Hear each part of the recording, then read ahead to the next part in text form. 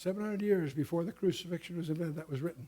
How many people, taken at random, have died having their hands and feet pierced? What ratio of people? If I say less than 1 in 10,000, I think I'm being generous. Okay? Take all the people that have died.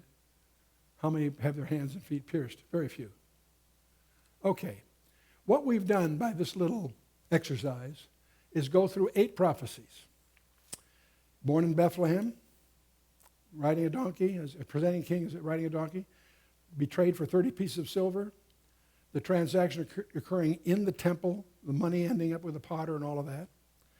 We have wounds in his hands. We have no defense, though he's innocent. He died with the wicked, in the grave with the rich, and of course he was crucified. Now the question that faces us, okay, we've estimated probably rather conservatively a series of probabilities on each one of these. The challenge we have that's facing us now is what's the probability of a particular person in history fulfilling all 8 of these? We've got a rough guess for each one individually, okay. What's the chance of a particular person fulfilling all 8? Well, that's an exercise in what we call composite probabilities. And to get a grasp of this, let me give you a little exercise here. First of all, if we were teaching statistics in school, and I say I want to get across the concept of 1 chance in 100, what do I mean by that?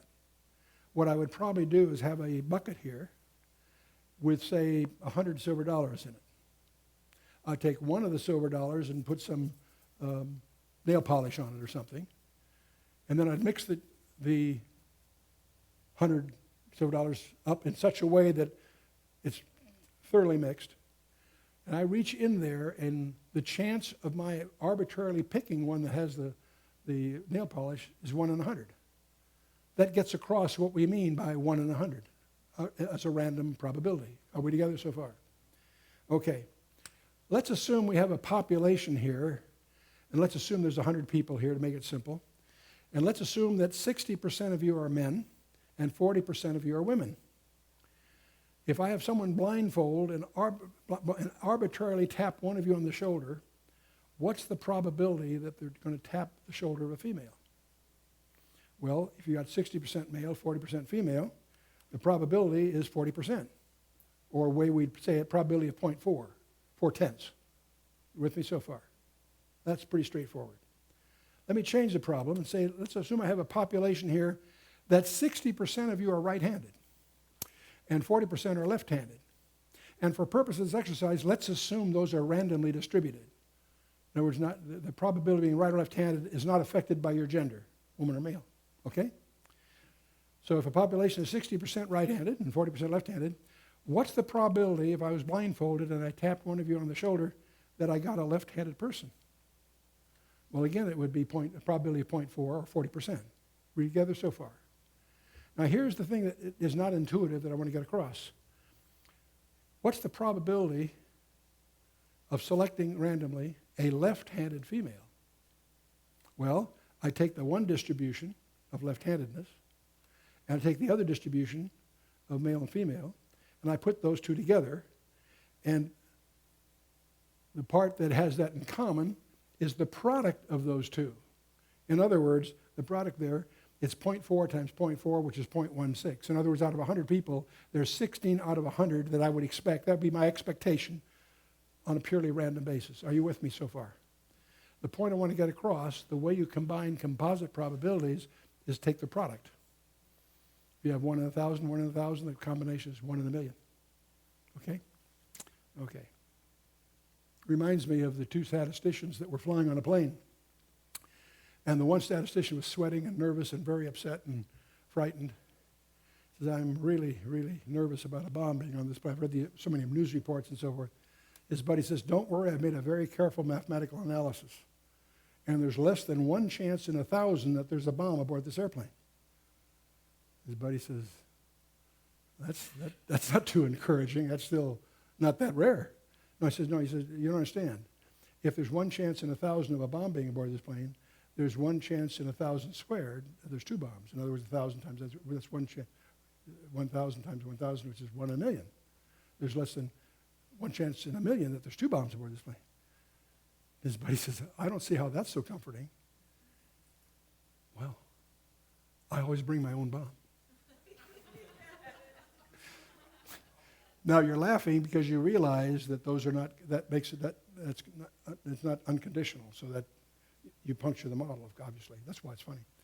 But anyway, let's get back to these then. What's the probability? We've got these 8 prophecies to these. The reason I've used powers of 10, multiplying them is very simple. I just count the zeros. 1 in 100,000 times 100 times 1,000 times 100,000 times 1,000, 1,000, 1,000 times 10,000. Anyway, it turns out there's 28 zeros there. So I have one chance in 10 to the 28th of a person fulfilling all these. But it's not quite that simple because I've got to divide by the total population. And let's assume in this lifetime that we're talking about from Christ today, let's assume we add that all up. Let's assume it's about 100 billion, 10 to the 11th. So I have to divide the 10 to the 28th by 10 to the 11th. So I still have a very large number, 10 to the 17th.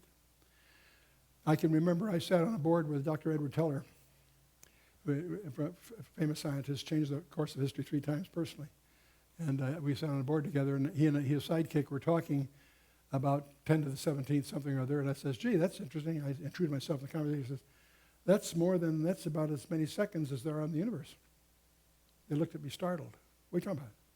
Well, you're the guys who try to convince me that the universe is 14, 15 billion years old. If you do the arithmetic, that's only 10 to the 17th seconds. They looked at me stunned. Didn't realize that. There's only 10 to the 17th seconds in the history of the universe by your reckoning. And what interested me about that experience, they use these powers of 10 all the time. They're used to that, and they still didn't have a grasp to relate it. 10 to the 17th seconds is the history of the universe in seconds. That's a very big number, obviously. Now, what I want to do to get across how rare those 8 prophecies are is I want to get a bucket of silver dollars, okay?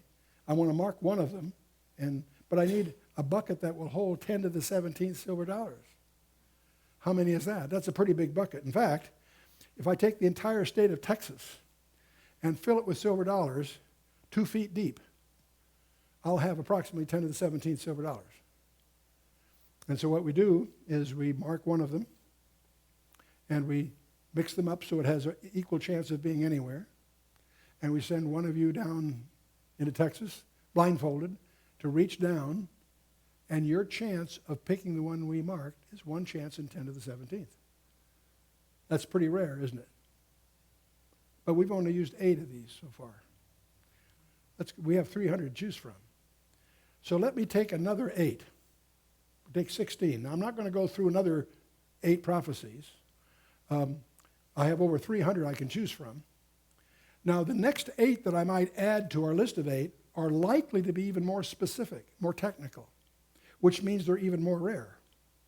But I'm going to ignore that, and I'm going to presume, make a simplifying assumption here, that the next 8 are no more specific than the first 8.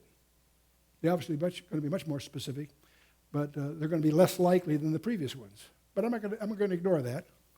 I'm going to assume no decrease in likelihoods of the next 8.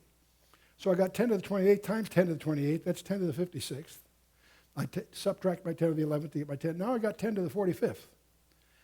Well, again, let me use I need a bucket here that has 10 to the 45th silver dollars in it, right? How big a bucket is it? The state of Texas isn't big enough. In fact, I need to make a ball of silver dollars that's got a radius of 30 times the distance of the earth to the sun. See, 10 to the 45th is a gigantic number. And that's probably underestimating the probabilities here, but let's leave that alone. Now, for this one, we need a space suit. We take our imaginary person, send him out there blindfolded, and he reaches into this ball 30 times. That's 30 astronomical units, 30 times. Anyway, and the chance of grabbing the one that's marked is 1 chance in 10 to the 45th. Okay, I'm going to do this only one more time. Instead of doubling, I'm going to triple it. We doubled it from 8 to 16. Now we'll triple it from 6 to 48. I got 300. I still have 300 to choose from. I got plenty to choose from. Again, I'm going to indulge in this fiction that the next group is not going to be more specific than the previous one. They're going to be actually far more technical and more narrow, but let's forget that. Now I have 6 times that, 10 to the 28th times, all the way through. I now have 10 to the 168th power, and I got to subtract my 10 to the 11th out of that. Silver dollars won't work anymore. As I struggle to find a model here, now there's a number of us that use this approach. It was originally popularized by Peter Stoner in his book Science Speaks many, many years ago. And I'm really drawing on that approach. I made some corrections because there was some things that I felt needed correction. But anyway, silver dollars won't work here. I've got to think of another way to get across to you how big is 10 to the 157th power. Well, I'm going to make a ball of the smallest thing I can imagine, which is what, an atom. You probably have no grasp of how small an atom is, but it's probably the smallest thing as we can talk about. And I'm going to make a ball of every atom in the universe. Now, it may surprise you to discover there's a widely accepted guess by scientists. There's about 10 to the 66th atoms in the entire universe. Oh, really? Okay, well, then I'm a long way from 10 to the 157th. If I imagine such a ball, I'm only at 10 to the 66th. Okay, I'll make such a ball for every atom in the universe. In other words, I'll do this 10 to the 66 times. Well, that's showing you promise. Now I'm up to 10 to the 132nd. I'm still a long way from 10 to the 157. Suppose I do this exercise every second since the universe began. I'm going to repeat this exercise every second since the universe began. That gets me up to 10 to the 149. I'm still short of 10 to the 157. How much am I short? I'm short by 10 to the 8th. I have to do this 100 million times. This number is beyond our imagining. Stretch our imaginations as we might. Quantitatively, using every quantitative technique you can think of, there's no way you can get your mind around the probability of those 48 prophecies. And we've only dealt with 48 out of 300. What's the point of all of this? I am more certain that Jesus of Nazareth is the Messiah than I am of any other fact in the universe. I know of no other fact in the universe that I can be that certain of. I'm certain, that certain. And I've got quantitative evidence to prove it.